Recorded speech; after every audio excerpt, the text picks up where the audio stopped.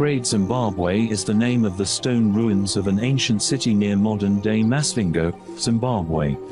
People lived in Great Zimbabwe beginning around the 11th century but abandoned it in the 15th century. The city was the capital of the Kingdom of Zimbabwe, which was a Shona Bantu trading empire. Zimbabwe means stone houses in Shona. Great Zimbabwe was part of a large and wealthy global trading network. Archaeologists have found pottery from China and Persia, as well as Arab coins in the ruins there. The elite of the Zimbabwe Empire controlled trade up and down the East African coast. However, the city was largely abandoned by the 15th century as the Shona people migrated elsewhere.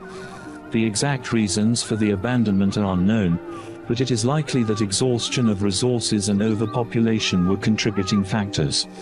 The archaeological site at Great Zimbabwe consists of several sections. The first section is the hill complex, a series of structural ruins that sit atop the steepest hill of the site. This is generally believed to have been the religious center of the site. The hill complex is the oldest part of Great Zimbabwe, and shows signs of construction that date to around 900 CE. The ruins of the second section, the Great Enclosure, are perhaps the most exciting. The Great Enclosure is a walled, circular area below the hill complex dating to the 14th century.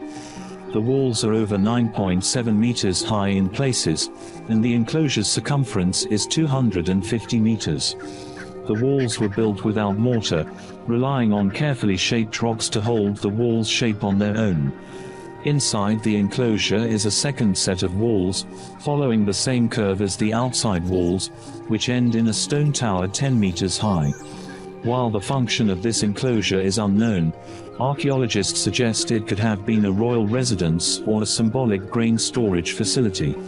It is one of the largest existing structures from ancient sub-Saharan Africa. The third section is the valley ruins. The valley ruins consist of a significant number of houses made mostly of mud brick near the Great Enclosure.